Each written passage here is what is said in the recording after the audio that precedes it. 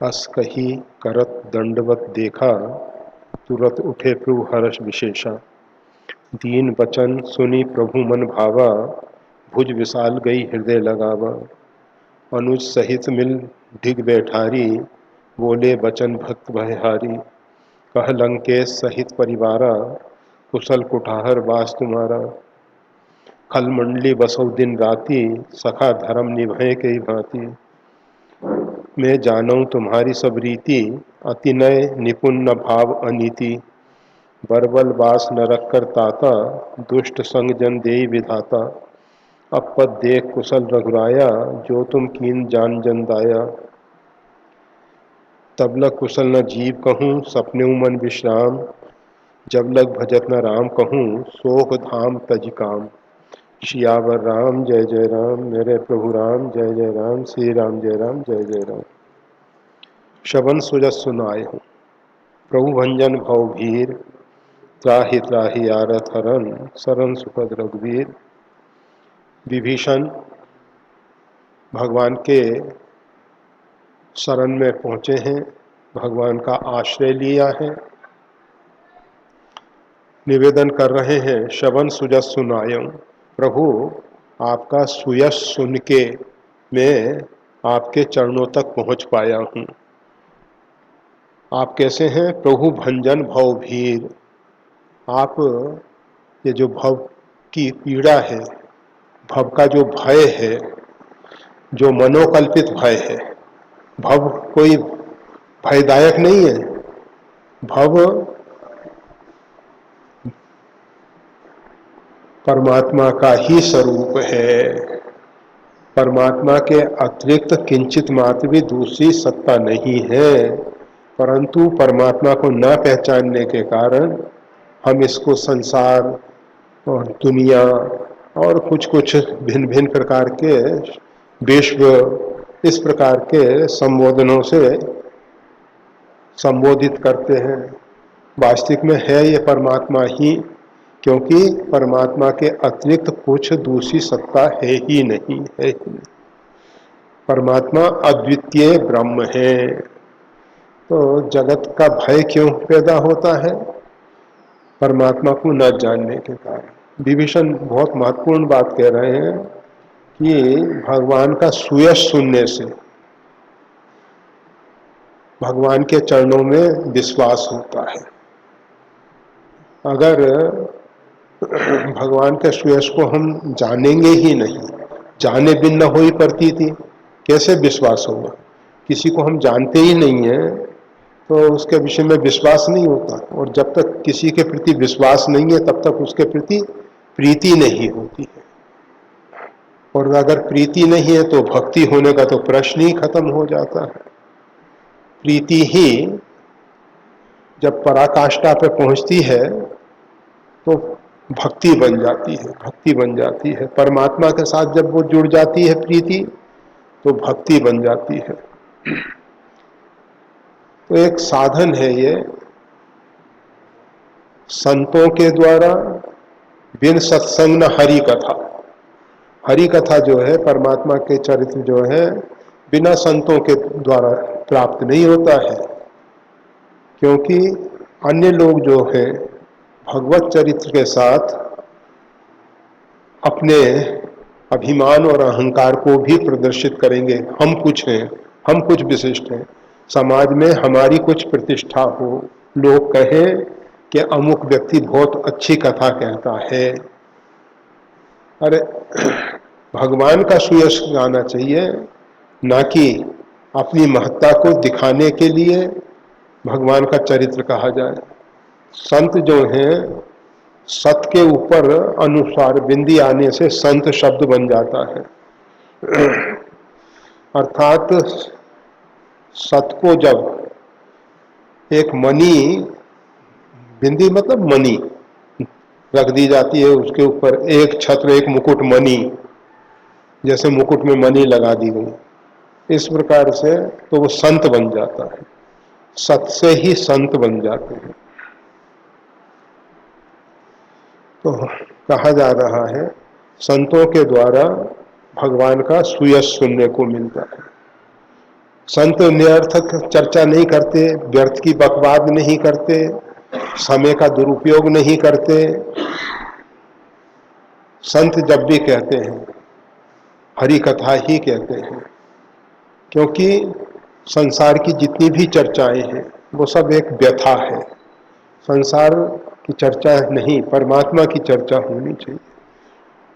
परमात्मा की चर्चा के साथ उनके भक्त जुड़े हुए हैं। जैसे रामचरित में हनुमान जी का चरित्र, लक्ष्मण जी का चरित्र, भरत जी का, निषाद राज का, केवट का, सब चरित्र जुड़ा हुआ है।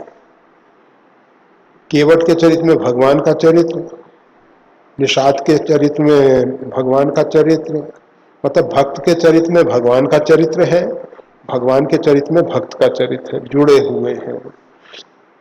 तो संतों के द्वारा जब भगवत भागवत चरित्र सुना जाता है तो उससे भगवान के प्रति विश्वास होता है, मोह की निवृत्ति होती है, जो हमारी भ्रांत धारणाएं हैं वो गिर जाती हैं और परमात्मा के प्रति प्रेम होता है।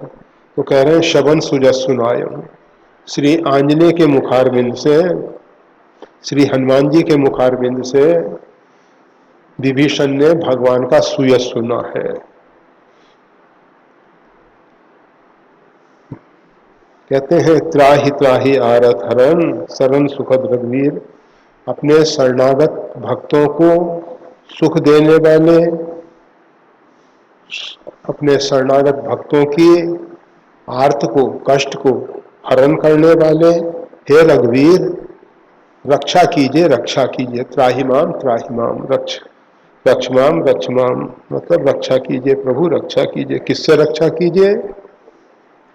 ये जो अज्ञान है, जो मोह है, इससे रक्षा कीजिए। ये जो भ्रांत धारणाएं हमारे मन में हो गई हैं, जिसके कारण भव हमको भयभीत कर रहा है, संसार का भय हमको लगा हुआ है, जन्म मरण का भय लगा हुआ है, शरीर में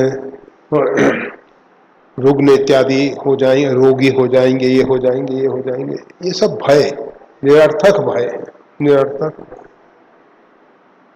ठीक है कि परमात्मा ने शरीर दिया है, इसको स्वस्थ रखना चाहिए, परंतु निरर्थक भय करना कि ऐसा हो जाएगा तो ऐसा हो जाएगा, ऐसा हो जाएगा तो मान लो शरीर गिर गया तो फिर परिवार का क्या होगा, इसका क्या होगा, इसका क्या। अरे हम रहे ना रहे, संसार हमने नहीं बनाया है, संसार परमात्मा की कृति है। जिसने इसको बनाया है उसको चलाने की चिंता होगी। हम नहीं थे तब भी संसार था, हम नहीं रहेंगे तो भी संसार रहेगा। हम सारे संसार को चलाने वाले नहीं हैं, हम अपने आप को नहीं चला पाते, हमारे को चलाने वाले तो परमात्मा है। अगर वो चेतना शरीर से बाहर चली जाती है तो शरीर चलता फिरता नजर नहीं आएगा। चेतना ही इस शरीर को संचालित कर रही है और वही चेतना सारे संसार को संचालित कर रही है। क्यों हम बिना मतलब के दुखी हो रहे हैं, सुखी हो रहे हैं, राग द्वेष के चक्कर में पड़ रहे हैं? तो हे रघुवीर, इस मोहजनित भ्रांत धारणाओं से रक्षा कीजिए, रक्षा कीजिए। आपकी जो प्रबल माया है उससे रक्षा कीजिए। माया अर्थात छल कपट, जो नहीं है वैसा हम देख लेते हैं। अस्क ही करत दंडवत देखा, ऐसा कह के विभीषण जो है भगवान को दंडवत कर रहे हैं, दूर से दंडवत कर रहे हैं, नजदीक नहीं आए हैं, दूर से ही दंडवत कर रहे हैं। अस्क ही करत दंडवत देखा। अभी तक भगवान जो है विभीषण के वचन सुन रहे थे और बड़े प्रेम से सुन रहे थे। जैसे बच्चों की तोतली भाषा, अस्पष्ट जो शब्द हैं वो माता पिता सुनते हैं, इसी प्रकार से भगवान अपने भक्तों की वाणी सुन रहे थे, तो भगवान उसमें बड़े तल्लीन थे, तल्लीनता पूर्वक सुन रहे थे। भक्त भगवान का चरित्र तल्लीनता पूर्वक सुनता है, और भगवान भक्तों की जो भी शब्दावली है, जो भी शब्द प्रयोग करें, हम क्या बोलते हैं इसका महत्व नहीं है, हम किस भाव से बोल रहे हैं, हम क्या बोलना चाहते हैं, हमारे अंदर भावना क्या है, उसको भगवान देखते हैं। तो भगवान बड़े प्रेम से सुन रहे थे।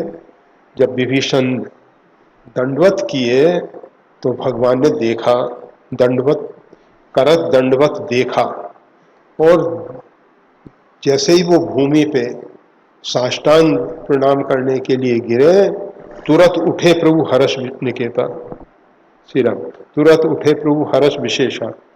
भगवान बहुत अधिक हर्षित होते हुए, बहुत अधिक हर्षित होते हुए, प्रसन्न होते हुए तुरंत उठ के खड़े हो गए।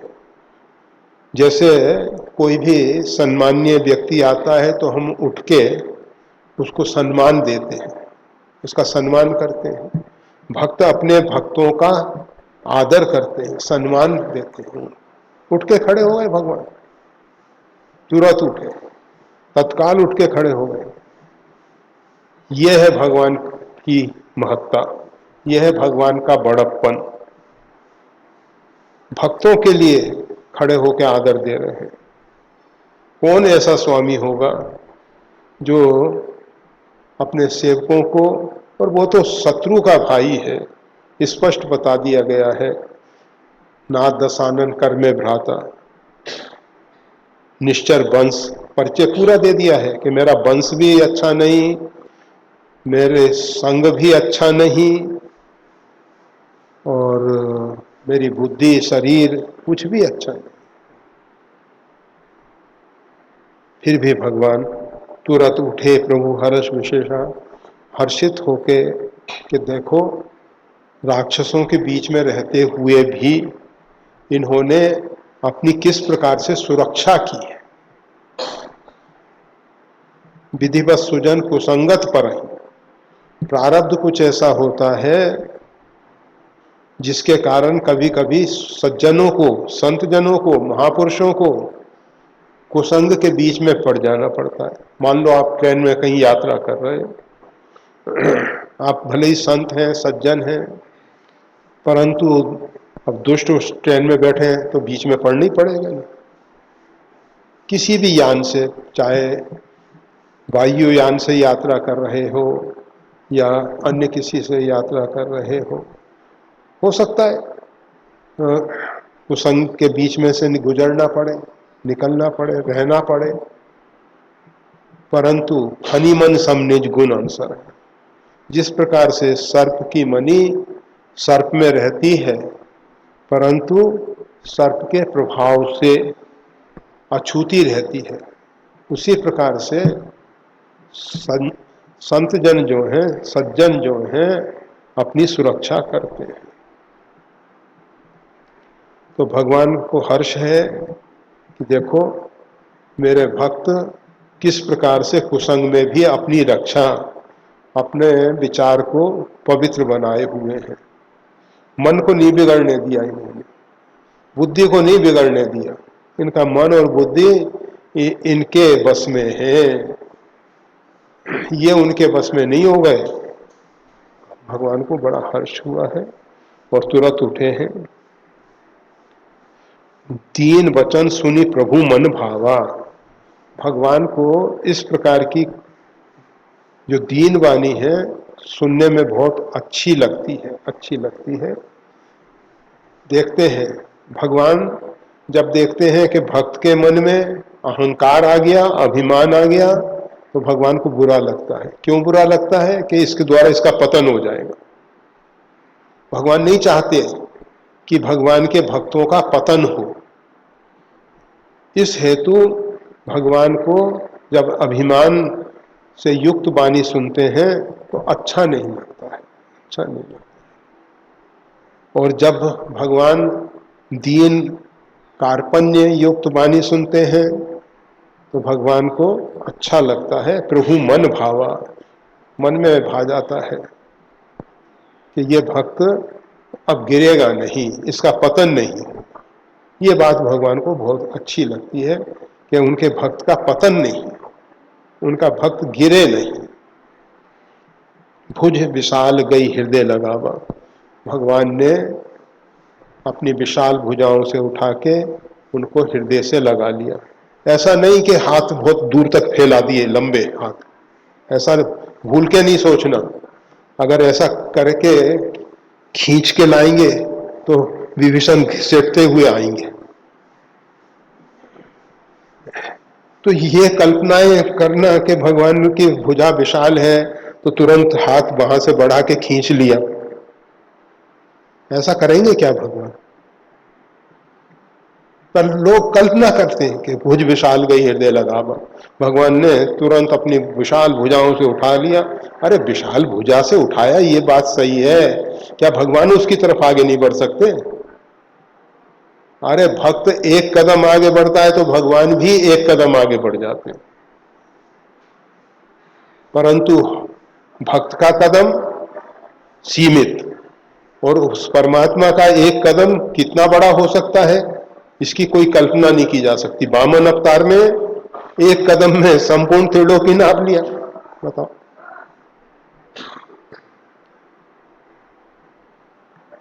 वो बहुत बड़ा कदम है उनका, जैसी स्थिति होती है वैसा कदम हो जाता है। तो भगवान अगर एक कदम आगे बढ़ के विभीषण को उठा के हृदय से लगा रहे हैं तो क्या तकलीफ हो रही है हमको। परंतु लोग इस प्रकार के भी अर्थ कर लेते हैं, भुज विशाल गई हृदय लगा। भगवान ने अपनी विशाल भुजाओं के द्वारा उठा के हृदय से लगा लिया, कहा कि तुम्हारा स्थान चरणों में नहीं है, हमारे लिए तुम हमारे हृदय में हो। भगवान कहते हैं भक्त का स्थान मेरे हृदय में है, भक्त का स्थान भूमि पे नहीं है, चरणों में नहीं है। और सही अर्थों में भक्त वही है जो भगवान के हृदय में स्थान पा जाए। हम भगवान को हृदय में रख लें, बहुत अच्छी बात है, बहुत अच्छी बात है। भगवान हमारे हृदय में आ जाए, बहुत अच्छी बात है। परंतु जिसको भगवान अपने हृदय में रख लें वो सच्चा भगत है, वो सच्चा भगत।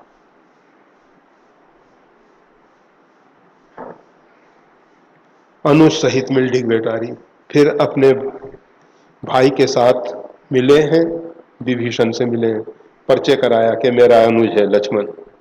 लक्ष्मण जी ने भी अंक माल दिया उनको। अनुज सहित मिल, मिल ही मतलब दोनों भाइयों के सहित मिले हैं। तो राम जी ने तो पहले उठा के हृदय से लगा लिया, फिर लक्ष्मण जी का परिचय दिया गया कि मेरा अनुज है। लक्ष्मण जी भी आगे आए तो विभीषण ने तुरंत उनको हृदय से लगा लिया। फिर भगवान ने उनको अपने नजदीक बैठा लिया, डिग बैठाए, कहा कि मित्र तुम्हारा स्थान मेरे नजदीक है। भगवान सबको अपने समकक्ष देखते हैं। बहुत कठिन बात है, बहुत कठिन बात है।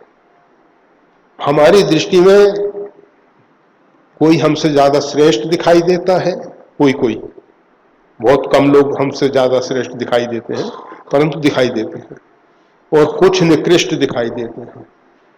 बराबरी का देखना बड़ा कठिन होता है, बहुत कठिन होता है। परंतु भगवान सब में समत्व भाव रखते हैं। समदर्शी है नाम तुम्हारा, समदर्शन है उनका, सबके प्रति समदर्शन।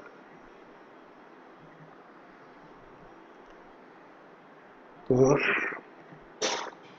अनुज सहित मिलडिग बैठा है, भाई के सहित मिले हैं और उनको नजदीक बैठा लिया है, नजदीक बैठा लिया है। इसके बाद बोले वचन भक्त भयहारी, भक्तों के भय को दूर करने वाले भगवान बोले। भक्तों को जो भी कष्ट देने वाले हैं, भक्तों के लिए जो भी भय है उसको दूर करने वाले वचन बोले भगवान।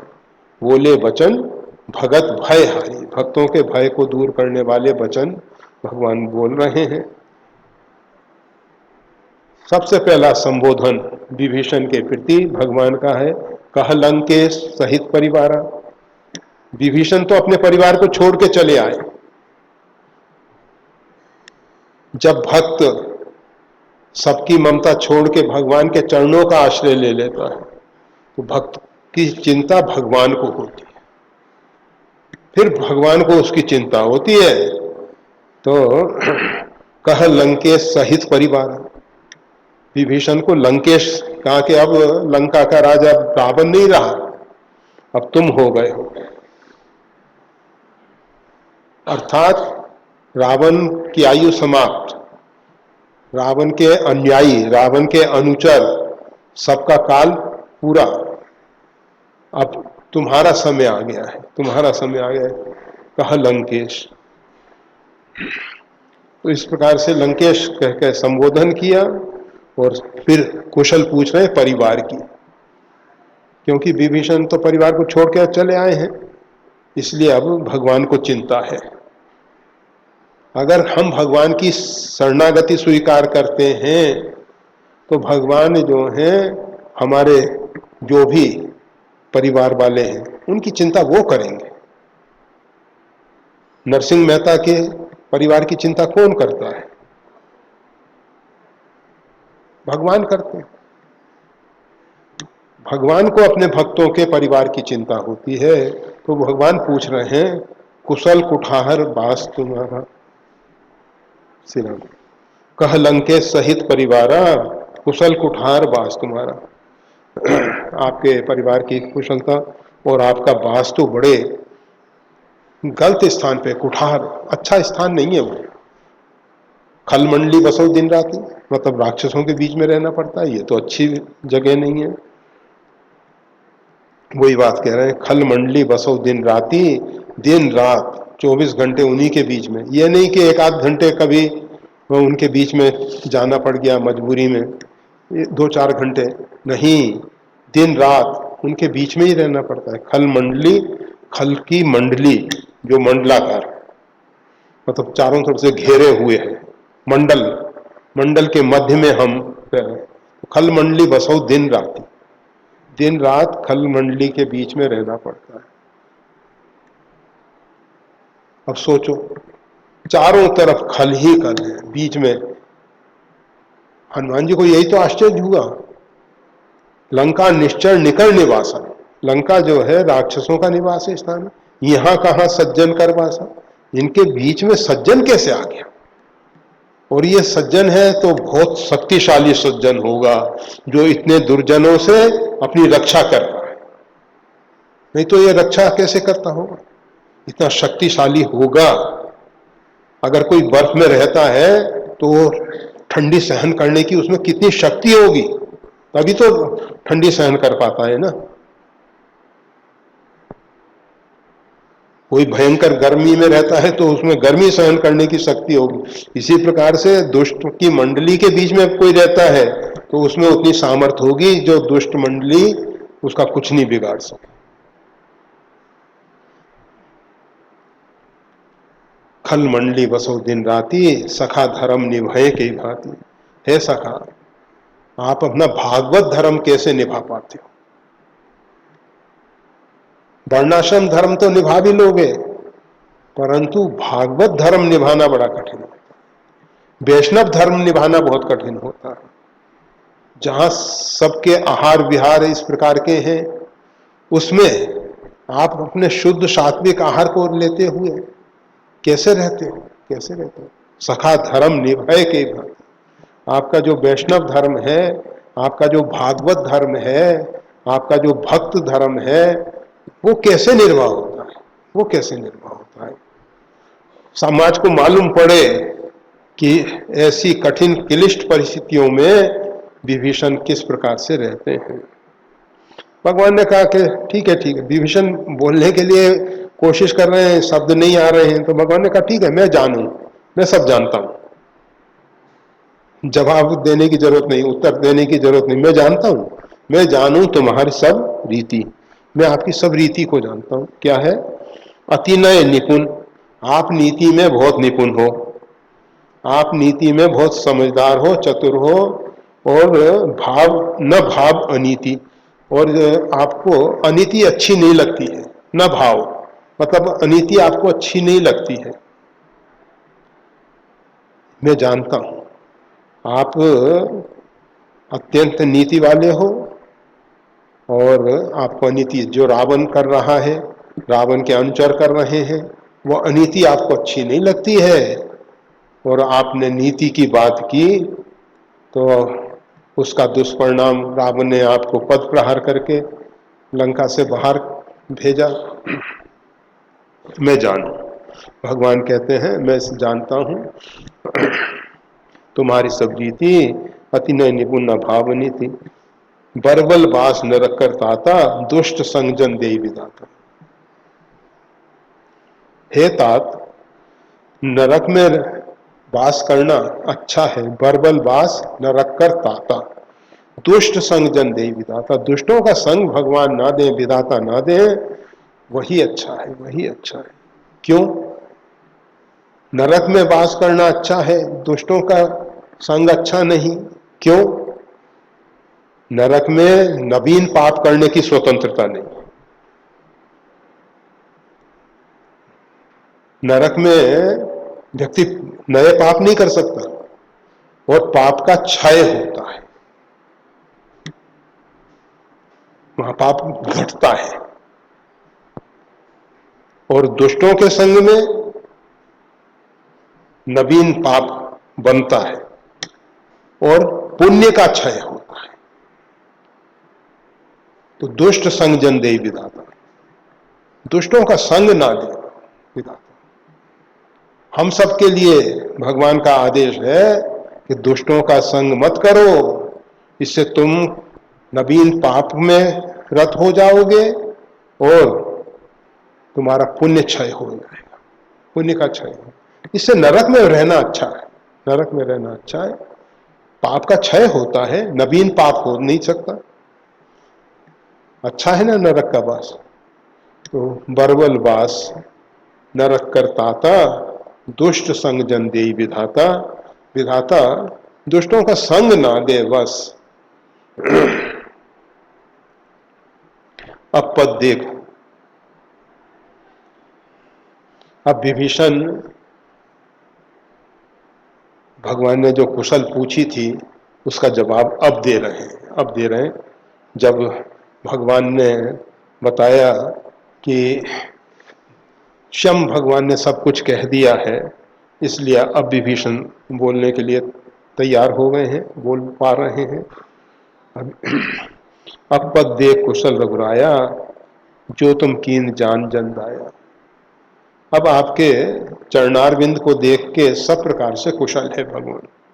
अब हमने आपके चरण का दर्शन कर लिया, आपके चरणारविंद का दर्शन कर लिया, आपके पादारविंद का दर्शन कर लिया, अब सब प्रकार से कुशल है। जो तुम कीन जान जन दाया, और आपने जो हमको अपना कृपा पात्र समझ के दया की है, आप अपना जन समझ के, अपना भक्त समझ के, अपना दास समझ के जो आपने दया की है, तो अब सब प्रकार से कुशल है, अब सब प्रकार से कुशल है। एक तो सबसे बड़ा लाभ आपके चरण का दर्शन मिल गया, और पुनः उसके ऊपर आपने अपना दास समझ के, ये अपना दास निजन जिन्हीं राम जानत कर मोरे, जिनको भगवान अपना समझते हैं, अपना, वो बड़भागी है, वो बड़भागी है जिनको भगवान अपना समझते हैं। तो जो तुम कीन जान जन दाया, तब लग कुशल न जीव कहूँ, सपने मन विश्राम, जब लग भजत न राम कहूँ, शोक धाम तज काम। ये विभीषण भी कह सकते हैं और रामायण के वक्ता भी कह सकते हैं। विभीषण साधारण नहीं है। विभीषण ने पूर्व जन्म में भी भगवान के चरणों में प्रेम किया है। रावण के भाई के रूप में आने पर भी तपस्या के बाद जो वरदान पाया है, उस वरदान में उन्होंने रघुनाथ जी के चरणों में अविचल भक्ति का वरदान मांगा है। और ब्रह्मा जी ने ए मस्तु, तुम बड़ तप की ना, आपने बहुत तपस्या की है, ऐसा ही हो। तो विभीषण भगवान के भक्त हैं, वरदान में भी भक्ति का वरदान मांगा है। और जो भगवान के भक्त होते हैं वो कभी अज्ञानी नहीं रहते। भगवान अपने आश्रितों को, अपने भक्तों को ददामी बुद्धि योगम तम, बुद्धि योग प्रदान करते हैं। भगवान अपने दयालु हैं, भक्तों को बुद्धि योग देते हैं, बुद्धि योग देते हैं। तो विभीषण कह रहे हैं तब लग कुशल न जीव को, जीव को तब तक कोई कुशलता नहीं है, सपने में भी उसको विश्राम नहीं मिलता। जागृत की तो कौन कहे, सपने नहीं विश्राम, सपने मन विश्राम, सपने में भी विश्राम नहीं। कब तक, जब लग भजत न राम कहूँ शोक धाम तजिकाम, जब तक जीव शोक का धाम जो कामनाएं हैं उनका त्याग करके भगवान का भजन नहीं करता। केवल भगवान के भजन से काम नहीं चलेगा, शोक धाम तजिकाम, जो शोक का धाम है, जो संपूर्ण दुखों को देने वाला, दुखों का धाम है ना घर, दुखों का भवन क्या है, काम। इसीलिए अर्जुन से भगवान कहते हैं जही शत्रु काम रूपम दुराशरम, ये सबसे बड़ा शत्रु तो काम है, कामनाएं, इच्छाएं, स्त्री की इच्छा, परिवार की इच्छा, धन दौलत की इच्छा, मान प्रतिष्ठा की इच्छा, ये सब इच्छा, काम, कामनाएं। एक काम नहीं, कामनी के प्रति काम नहीं, सभी सम्यक प्रकार की कामनाएं, शोक धाम तज काम, जो सब प्रकार की कामनाओं का त्याग करके भगवान का भजन करता है उसको कभी भी शोक नहीं होता है। और जब तक जीव ऐसा नहीं करता है तो उसको स्वप्न में भी विश्राम नहीं मिलता है और उसकी कुशलता का तो प्रश्न ही खत्म होता है, उसकी कुशलता तो है ही नहीं, है ही नहीं। कब तक, जब तक भगवान के चरणों में प्रेम के साथ शोक का धाम, काम का त्याग नहीं कर दिया गया है।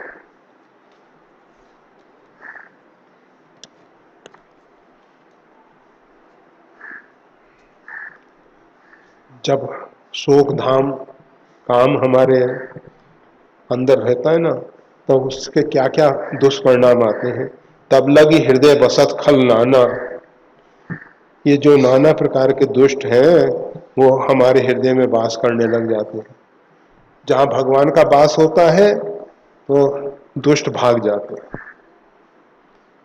आप देखो कोई अच्छा रिष्ट पुष्ट बलवान व्यक्ति किसी जगह रहने लगा तो चोर बदमाश वहां नहीं ठहरेंगे, क्योंकि वो नीति वाला, सही और बलवान शरीर से भी सक्षम है सब प्रकार। तो जब भगवान सर्वसमर्थ प्रभु अनंत अनंत ब्रह्मांड के मालिक हमारे हृदय में निवास करते हैं ना, तो ये सब भाग जाते हैं। परंतु जब तक तब लग हृदय बसत खल नाना, लोभ मोह मत्सर मद माना, जब लगी उड़ना बसत रघुनाथा, धरे चाप सायक कटिनाथा। जब तक भगवान श्री राम रघुनाथ जी जो हैं अपने धनुष बाण तर्कस के सहित भक्तों के हृदय में निवास नहीं करते, तब तक हृदय में ये लोभ मोह मत्सर मद और मान ये सब निवास कर जाते हैं, ये सब निवास कर जाते हैं। लोभ, धन इत्यादि का लोभ, सांसारिक पदार्थों का लोभ, मोह भ्रांत धारणाएं, मत्सर ईर्ष्या इत्यादि। ईर्ष्या का ही विकृत रूप मत्सर है। ईर्ष्या और मत्सर में अंतर है। ईर्ष्या कहते हैं जैसे कोई व्यक्ति चल रहा है, हम भी उसके साथ चल रहे हैं, वो हमसे तेज चल रहा है, हम अपनी गति को बढ़ाते हैं परंतु हम उसकी बराबरी नहीं कर पाते, तो हमारे हृदय में एक डाह होती है, जलन होती है कि हम उसकी बराबरी क्यों नहीं कर पा रहे, क्यों नहीं। इसका नाम है ईर्ष्या। ये जो जलन है इसी का नाम ईर्ष्या है। और जब हम देखते हैं कि हम उसकी बराबरी नहीं कर पा रहे हैं और हम उसकी टांग पकड़ के खींचते हैं, उसको कहते हैं मात्सर्य। मत्सर मतलब आगे मत बढ़ो, हम उसके चरण को पकड़ के खींच लेते हैं, मात्सर्य। भजंती हीन मत्सरा। अत्रि जी कहते हैं कि भजन करना हो तो मात्सर्य को छोड़ना पड़ेगा। भजंती हीन मत्सरा, मात्सर्य को छोड़ के भजन होता है। दूसरा बढ़ रहा है, बहुत अच्छी बात है, तुम भी एक कोशिश करो, नहीं बढ़ पाते कोई बात नहीं। इस संसार रूपी वर्तुल में हम जब भी आगे बढ़ेंगे तो हमारे आगे कोई ना कोई होगा। ऐसा हो ही नहीं सकता, हम कितनों को ओवरटेक करें परंतु कोई ना कोई आगे आने वाला ही है। ऐसा नहीं हो सकता क्योंकि वर्तुल है ना, तो उसमें कोई ना कोई आगे होगा ही। उसमें कोई आगे नहीं कोई पीछे नहीं, सीधा सा गणे। अरे जिस प्रकार की परिस्थितियों में परमात्मा ने रख रखा रह रहे हैं, जैसा हमने कर्म किया है उसके अनुसार रह रहे हैं। जाही विधि राखे राम ताही विधि रही है। महलों में राखे चाहे झोंपड़ी में बास, जहां रख रहे हैं ठीक है, क्या फर्क पड़ता है। झोंपड़ी भी बड़ी सुखदाई है, महल भी बड़ा दुखदाई हो सकता है। ऐसा नहीं है कि महल सुखदाई ही होता है। हमारी मानसिक स्थिति सही है तो झोंपड़ी में भी बड़ा आनंद आ जाता है, और मानसिक स्थिति बिगड़ी हुई है तो महल में भी तकलीफ हो जाती है। सब खेल तो मन का है ना।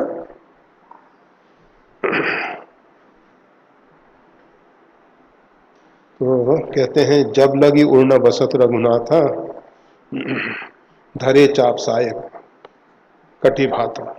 कटी में तरकस और हाथ में धनुष बाण लेके रघुनाथ जी जब तक हृदय में नहीं बसते हैं तब तक हृदय में नाना प्रकार के खल दुष्ट आके बस जाते हैं। वो लोभ मोह मत्सर मद मद जाति रूप यौवन धन वैभव विद्या, इनका मद नशा, इनका नशा हो जाता कि हम बहुत बलवान हैं, हम बहुत धनवान हैं, हमारे पास इतना जनबल है, हमारे पास ऐसा बाहुबल है। इस प्रकार के ये मद है, नशे है। और मान, अभिमान बड़ा खतरनाक, बड़ा खतरनाक।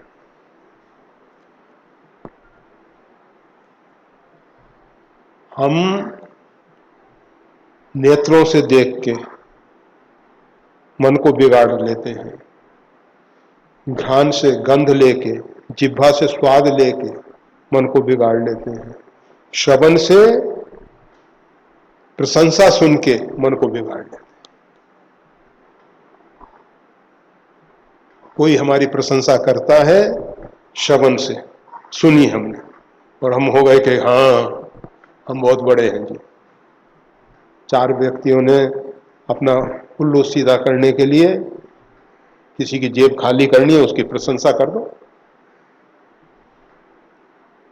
वो लुटा देगा, आप तो बहुत उदार हैं। भगवान वामन बलि के यहाँ गए, कहने लगे कि तुम्हारे दादा प्रहलाद, तुम्हारे पिता विरेचन, ये सब बड़े बड़े, और तुम भी इतने बड़े यज्ञ कर रहे हो, इतने बड़े सम्राट हो, ये वो। तुम कान से ये सभी विषय श्रवण के द्वारा जो शब्द है वो भी हमारे हृदय को बिगाड़ देता है। नेत्र के द्वारा जो रूप है वो भी हमारे है, घ्राण के द्वारा जो गंध है वो भी हमारे मन को बिगाड़ देती है। जीव के द्वारा। ये पांचों जो ज्ञानेंद्रिय हैं, इनसे हम बिगड़ भी सकते हैं।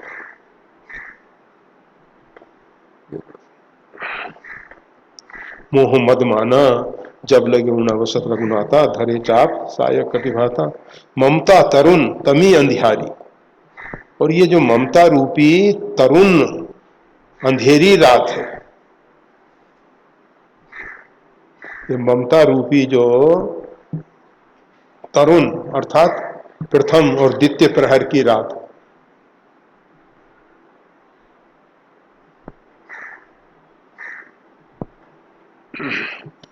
अथवा द्वितीय और तृतीय प्रहर की रात, वैसे तरुण है तो प्रथम और द्वितीय की ही मानना अच्छा है। ममता तरुण तमी अंधियारी, राग द्वेष उल्लूक सुखकारी। राग देश रूपी उल्लुओं को सुख देने वाली है ममता। अगर हम किसी के प्रति ममत्व रखते हैं, किसी के प्रति हमारी ममता है, तो किसी से तो राग हो जाएगा जिसके प्रति ममता है, उसमें आने वाले अवरोधों के प्रति द्वेष हो जाएगा, घृणा हो जाएगी। जो हमारी ममता में बाधक बनेगा उसके प्रति द्वेष हो जाएगा। तो राग देश उल्लूक सुखकारी, ये राग देश रूपी उल्लुओं को सुख देने वाली है ये ममता तरुण तमी अंधियारी। तो जो भयंकर अंधियारी रात है ममता, अंधा हो जाता है इंसान ममता में, उसको नहीं समझ में आता क्या करना चाहिए। ये अपने हैं, अपनी पार्टी के हैं, अपने हैं, परिवार के हैं, अपने भाई बंधु हैं, अपने समाज के हैं, अपने प्रांत के हैं, अपने देश के हैं, या कहीं जैसे भी ममता, फिर हम पक्षपात करने लग जाते हैं, फिर हम पक्षपात करने। ममता तरुण तमी अंधियारी, राग देश उलूक सुखकारी।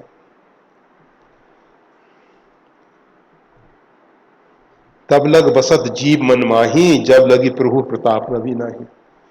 ये ममता रूपी जो तमी अंधियारी कब तक है? तब लग बसत जीव मन माही, तब तक ही ये जीव के मन में निवास करती है।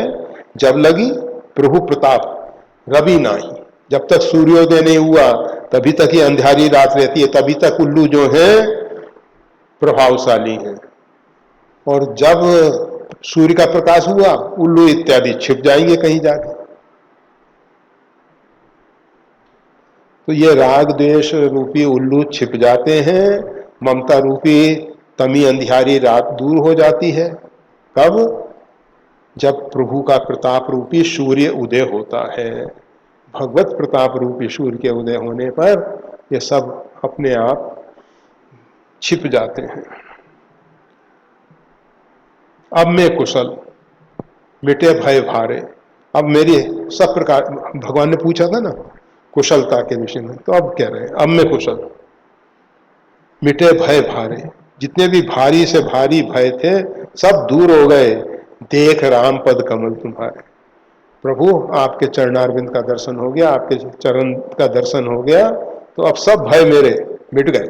जितने भारी भय थे वो सब भाग गए, अब कोई मेरे को भय नहीं रहा। ये जो ऊपर कहा गया है ना, तब लग हृदय बसत खलनाना लो मोह मत्सर, अब मेरे को इनकी किसी की चिंता नहीं है, अब किसी की चिंता नहीं है। अब तो मैंने आपके चरणारविंद का दर्शन कर लिया है। तुम कृपाल, हे कृपालु, आप जिसके ऊपर अनुकूल हो जाते हैं, ताहि न व्याप त्रिविध भवसूला, उसको ये तीनों प्रकार के देहिक देविक भौतिक त्रिविधम त्रिविध भवसूला, ये भवसूल जो है वो उसको नहीं व्यापते। तुम कृपाल जा पर अनुकूला, जिसके ऊपर आप कृपा कर देते हैं और कृपा करके आप जिसको अनुकूल हो जाते हैं। देखो इसमें परमात्मा के अनुकूल हमको होना है, परमात्मा हमारे अनुकूल होना है, इसका मतलब हमको परमात्मा के अनुकूल होना है। भक्त को अपने आप को गलाना होता है और भगवान को द्रवीभूत करना पड़ता है। भगवान को भी गलाना है, अपने आप को भी गलाना है। भगवान द्रवौ सो श्री भगवान, द्रवीभूत हो जाए, पिघल जाए, हम जैसे सांचे में ढालना चाहें वैसे सांचे में ढल जाएं। जब बर्फ ठोस है, सॉलिड है, वो गल जाएगी तो उसको पानी बन जाएगा, पानी को आप जिस पात्र में रखोगे उसी की आकृति हो जाएगी उसकी, जिस पात्र में आप रखोगे वही आकृति ले लेगा पानी। तो भगवान इस प्रकार से द्रवीभूत हो जाए, ठोस न रहे, द्रवीभूत हो जाए, और भक्त को भी अपने आप को पिघालना पड़ता है, वो भी द्रवीभूत हो, जैसा भगवान चाहे वैसा उसको बना ले। तो भक्त भगवान के अनुकूल हो जाए, भगवान भक्त के अनुकूल हो जाए।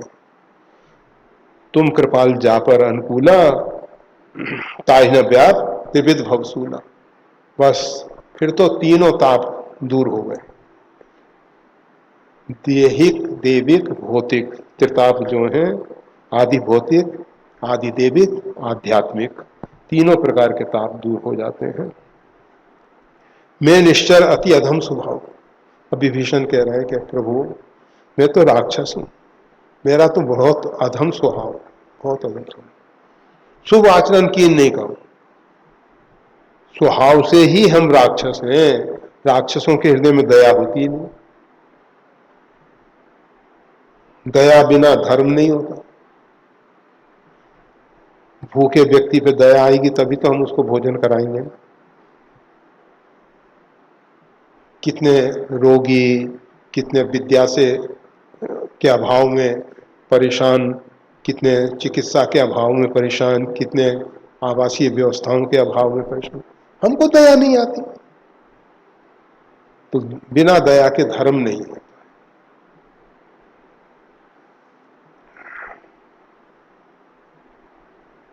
मैं निश्चर अति अधम स्वभाव, हम तो सब प्रकार से दया से रहित हैं। शुभ आचरण कीन नहीं खाऊं, कभी हमारे द्वारा कोई शुभ आचरण हुआ ही नहीं, शुभ आचरण हमने किया ही नहीं। जाय स्वरूप मुनि ध्यान न आवा, जो स्वरूप मुनियों के ध्यान में नहीं आता है। यहां स्वरूप की बात नहीं है, राम तुम्हार स्वरूप वचन अगोचर बुद्धि पर। वाल्मीकि जी कहते हैं कि राम आपका जो स्वरूप है वचन अगोचर बुद्धि पर, बुद्धि से परे है वो स्वरूप जो है, बुद्धि से परे है। वचन अगोचर, वचनों के द्वारा उसको व्यक्त नहीं किया जा सकता, परंतु रूप ध्यान में आता है। जास रूप मुनि ध्यान ना पावा, जिसके रूप को मुनि जो है ध्यान में नहीं पाते हैं, अर्थात नाना प्रकार की चेष्टाएं करते हैं, यम नियम, आसन, प्राणायाम, प्रत्याहार, धारणा, परंतु ध्यान में भगवान का रूप नहीं आता। हम नेत्र बंद करके चाहें कि भगवान का रूप, संसार के रूप बहुत ध्यान में आ जाएंगे, जो नहीं चाहते ऐसे रूप ध्यान में आ जाएंगे, परंतु भगवान का रूप ध्यान में नहीं आता। बड़े बड़े मुनियों के लिए समस्या है। जास रूप मुनि ध्यान न आवा, ते प्रभु हरस हृदय मुहि लावा। और उन प्रभु ने हर्षित होके मेरे को अपने हृदय में ले आए हैं, अपने हृदय में भगवान ले आए हैं विभीषण को। ते प्रभु हरस हृदय मोहि लावा, वो भगवान प्रसन्नचित होके, ये नहीं क्रोध में भर के अपने हृदय में ले आए, नहीं, प्रसन्नचित होके, अर्थात निकाल के भगाएंगे नहीं। हम किसी को प्रसन्नचित होके अपने घर में लाएंगे तो भगाएंगे नहीं, और अगर किसी पे नाराज होके घर में लाएंगे तो उसकी हालत खराब कर देंगे। क्यों लाए घर में? किसी पे नाराज हुए तो उसको घर में ला के क्या करेंगे? उसकी पूजा थोड़ी करेंगे, और पूजा करेंगे तो डंडों से करेंगे या दूसरे ढंग से करेंगे। ते प्रभु हरस हृदय मोहि लावा, भगवान आप हर्षित होके मेरे को अपने हृदय में लाए हैं। अहो भाग्य मम अमित अति राम कृपा सुख कुंज, देखो नयन बिरंच शिव, शेव जुगल पद कंज। अहो भाग्यम अमित अति, मेरा तो भाग्य खुल गया। अहो भाग्य, अहो भाग्य, आश्चर्य है मेरे भाग्य को। ऐसा भाग्य, ऐसा भाग्य, दुर्लभ भाग्य। अमित अति, उसकी कोई इति नहीं मेरे भाग्य की, वो तो अत्यंत दुर्लभ मेरा भाग्य है। राम कृपा सुख है, राम कृपा और सुख के समूह, देखूं नयन बिरंच शिव। मैंने आज ब्रह्मा और शिव जो ध्यान के द्वारा, देखूं नयन बिरंज शिव, जुगल पद कंज, जो दोनों आपके चरणारविंद की सेवा करते हैं, ब्रह्मा और शिव, ये दोनों सेवा करते हैं। परंतु कैसे करते हैं? ध्यान में ही करते होंगे ना चरण की सेवा। और वो चरण आज मैं, जो ब्रह्मा और शिव ध्यान में लाते हैं, वो आज मैं प्रत्यक्ष पा रहा हूं। इसलिए अहो भाग्य, मेरा भाग्य तो अहो भाग्य है। अहो आश्चर्य है, आश्चर्य है, कहते हैं ना अहो आश्चर्य। अहो भाग्य मम अमित अति, राम कृपा सुख है। राम आप तो सुख और कृपा के पुंज हैं। मैंने आपके चरण कमल का दर्शन किया है, देखूं नयन, मैंने उन चरणों का दर्शन किया है। कौन से चरणों का? जिसको विरंची और शिव के द्वारा सेवित हैं, सेव्या ने सेवित हैं। भगवान ने कहा कि अब ये तो मेरी बहुत प्रशंसा करता रहेगा विभीषण, अब इसकी वाणी को बीच में रोक देना चाहिए, रोक देना चाहिए। तो भगवान बोले, सुनहु सखा निज कहूं सुभाऊ, जान भुसुंडी सम गिर जाऊ।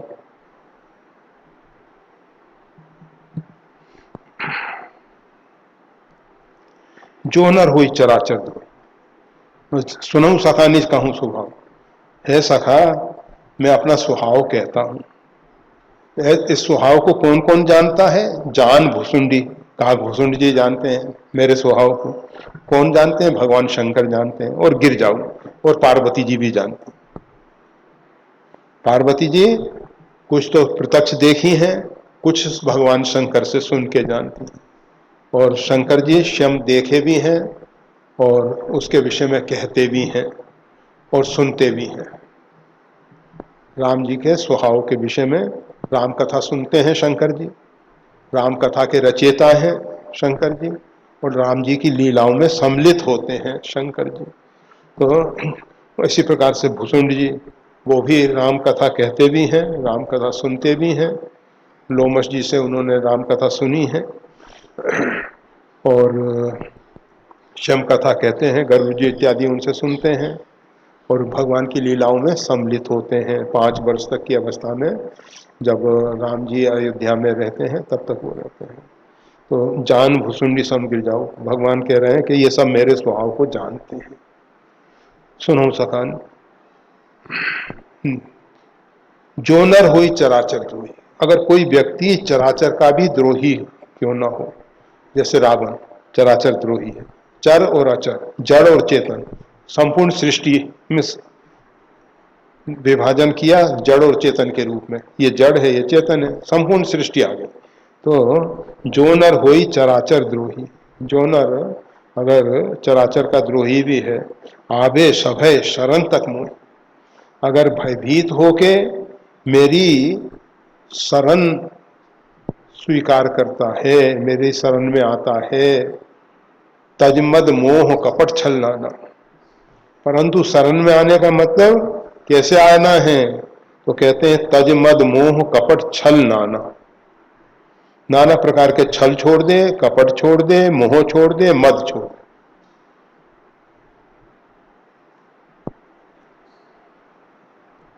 ये सब छोड़ के भगवान की शरण में आ जाए, भयभीत होके, किसी का भी भय क्यों ना हो। और करूं सद्यते साधु समाना, उसको मैं तत्काल साधु के समान बना देता हूं।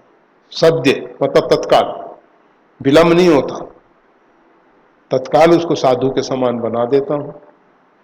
किसको? जो नर होई चराचर, कितना ही भयंकर से भयंकर अपराधी क्यों ना हो, आवे सभय शरण तक मोही, मेरी शरण में आ जाए, कितना ही भयभीत हो। तजमद मोह कपट छल नाना, मोह मद और कपट, नाना प्रकार के छल। सीधा सा गणित यह है कि भगवान की अगर शरणागति लेनी है तो इन पांच का, पांच है ना, मद मोह कपट छल नाना, इन सब का त्याग करके, चाहे पांच हो चाहे चार हो जो भी हो, इनका त्याग करके आना होगा। अगर भगवान की शरण में आना है तो इनका, वो मत के विषय में बताई दिया, जाति रूप यौवन इत्यादि।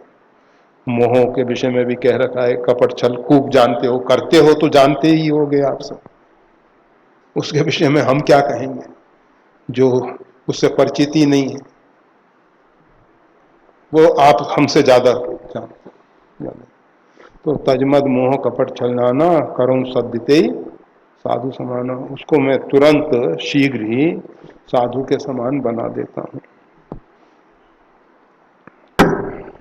जननी जनक बंधु सुत धारा, तन धन भवन सुहृद परिवारा, सबके ममता ताग बटोरी, मम पद मनहि बांध बरी डोरी। जननी मेरी माँ, मेरे पिता, मेरे भाई, मेरी पत्नी, मेरा पुत्र, मेरा शरीर, मेरा धन, मेरा भवन, मेरे मित्र, मेरा परिवार, ये जितने भी नौ, ये नौ सूत्र, जैसे यज्ञोपवीत में कितने सूत्र होते हैं? नौ। नवगुण परम पुनीत तुम्हारे, तो उसी प्रकार से ये नौ सूत्र, ये सूत्र लिए और इनको मिला के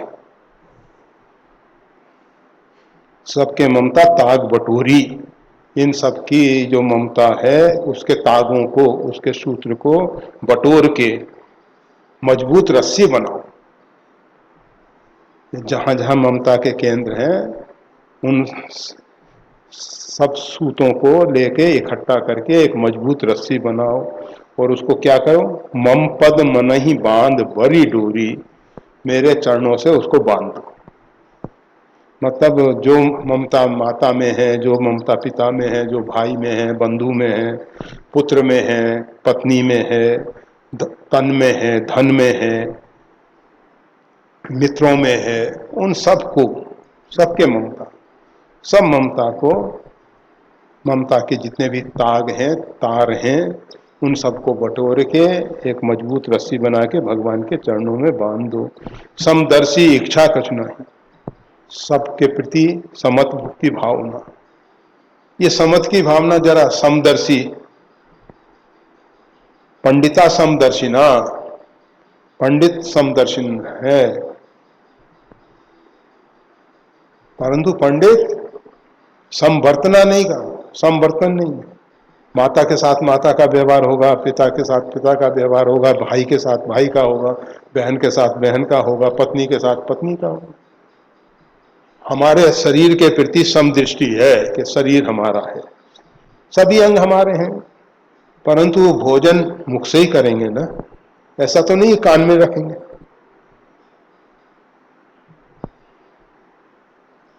तो समदर्शी मतलब समवर्तन नहीं होता है, समदर्शन होता है।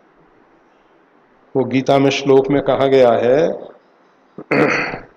कि गबी मतलब हस्तिनी, कुत्ता, हाथी, चांडाल और ब्राह्मण, सब में सम दृष्टि होती है, पंडिता समदर्शिना। तो वो समदर्शी का मतलब ये नहीं कि हाथी का भोजन कुत्ते को दे दें, कुत्ते का भोजन हाथी को दे दें, ऐसा नहीं होगा, नहीं चलेगा। ना तो हाथी का भोजन कुत्ता कर सकता है, ना कुत्ते का भोजन हाथी कर सकता है।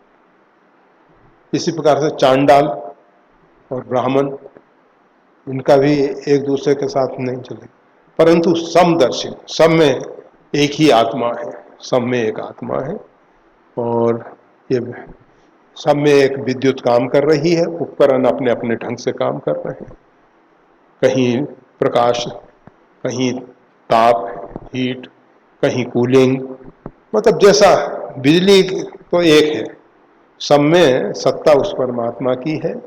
समदर्शी, इच्छा कछुनाई, उसके अंदर कोई इच्छा नहीं रही है, अर्थात वो पूर्ण काम हो गया है।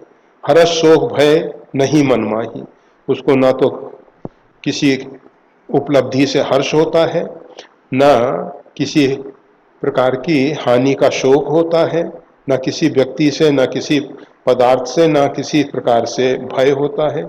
नहीं मन माही, उसके मन में किसी भी प्रकार का हर्ष शोक भय नहीं है। असज्जन मम उर्वस कैसे, लोभी हृदय बसई धन जैसे। ऐसे सज्जन जो हैं, भगवान कह रहे हैं, वो मेरे हृदय में वास करते हैं। अगर हमको भगवान के हृदय में निवास स्थान चाहिए, हम चाहते हैं कि अब यहां देखते नहीं है कि कौन सी अच्छी कॉलोनी है जिसमें हम बसें जाएं, सब इसी प्रकार से अगर भगवान के हृदय में हम निवास करना चाहते हैं, तो ये जो ऊपर बातें बताई गई, जननी जनक बंधु सुद्धारा तन धन भवन सुहित परवारा, सबके ममता ताक बटोरी, मम पद बनई मम पद मनही बांध बर डोरी, और समदर्शी इच्छा कुछ नाही, हरस शोक भय नहीं मन माही। असज्जन, इस प्रकार के जो सज्जन हैं, मम उर बस कैसे, मेरे हृदय में उसी प्रकार से बसते हैं। लोभी हृदय, लोभी के हृदय में बसई धन जैसे, जैसे धन बसता है। ये हमेशा ख्याल रखना, लोभी जो है जागते सोते हर एक समय धन की ही चिंता कर, बचपन से लेके वृद्ध अवस्था तक। ये नहीं कि अब बुढ़े हो गए तो लोभ चला गया, नहीं जाता। जिम प्रति लाभ लोभ अधिक है, जैसे जैसे लाभ होता जाता है वैसे वैसे लोभ बढ़ता चला जाता है। ऐसा नहीं कि जितना भोजन किया तो उतनी भूख मिट गई, जितना भोजन कर रहे हैं उतनी भूख बढ़े, ये है लोभ। जितनी प्राप्ति हो, जितना लाभ हो, उतना ही लोभ बढ़ता है, उतना ही। तो भगवान कह रहे हैं, असज्जन मम उर्वस कैसे, ऐसे सज्जन मेरे हृदय में निवास करते हैं। किस प्रकार से, जैसे लोभी के हृदय में धन वास करता है। तो अगर भगवान के हृदय में स्थान पाना चाहते हैं, अब एक बहुत अच्छी बात भगवान कह रहे हैं, अर्थात किसी भी रूप में देख लिया जाए, विभीषण की स्तुति के रूप में या विशिष्टता के रूप में भगवान अपने भक्त का मान बढ़ा रहे हैं। तुम सारी के संत प्रिय मोरे, धरऊं देह नहीं आनी। आप जैसे संत ही मेरे को प्रिय लगते हैं। धर्म देह नहीं आनी हो रहे, दूसरे किसी के अनुरोध से मैं शरीर धारण नहीं करता हूं। तुम सारी के संत जो होते हैं, आप जैसे संत जो होते हैं, उन्हीं के अनुरोध पे मैं शरीर धारण करता हूं।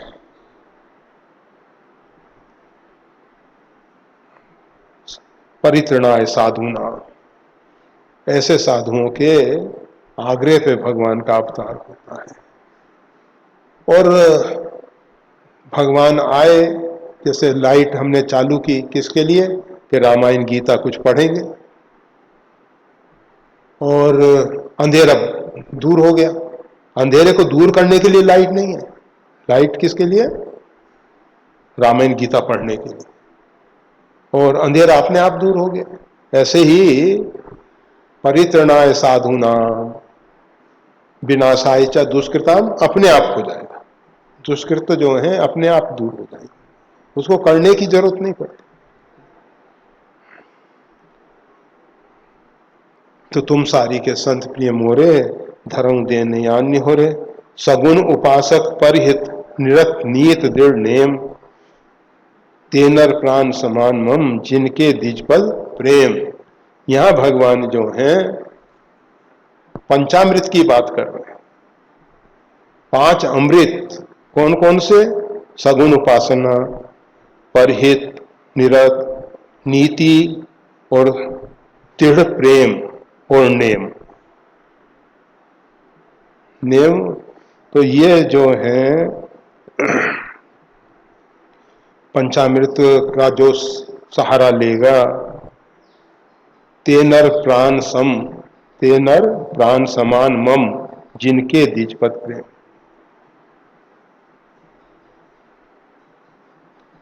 ये जो पंचामृत का सहारा ले लेगा तो वो व्यक्ति भगवान को प्राण के समान प्यारा हो जाए। कौन कौन से? सगुण उपासना,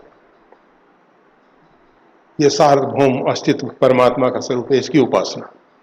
सगुण उपासना, भगवान का श्री विग्रह की उपासना, लाल जी की, शालिग्राम की, ये सब सगुण उपासना। अवतार की,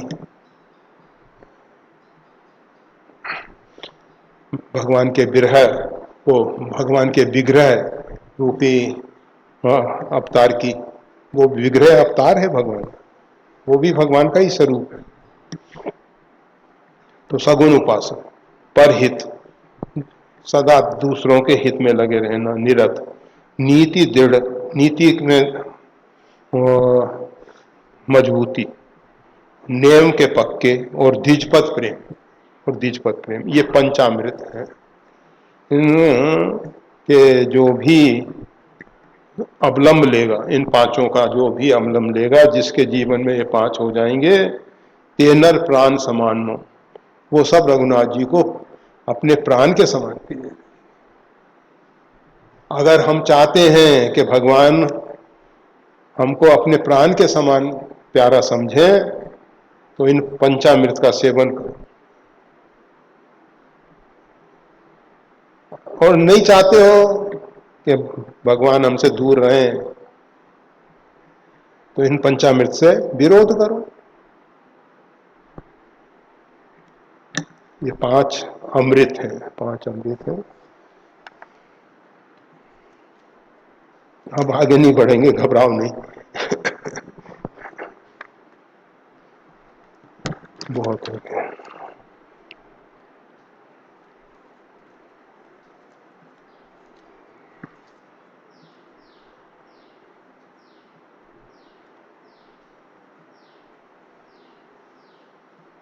जय श्री राम।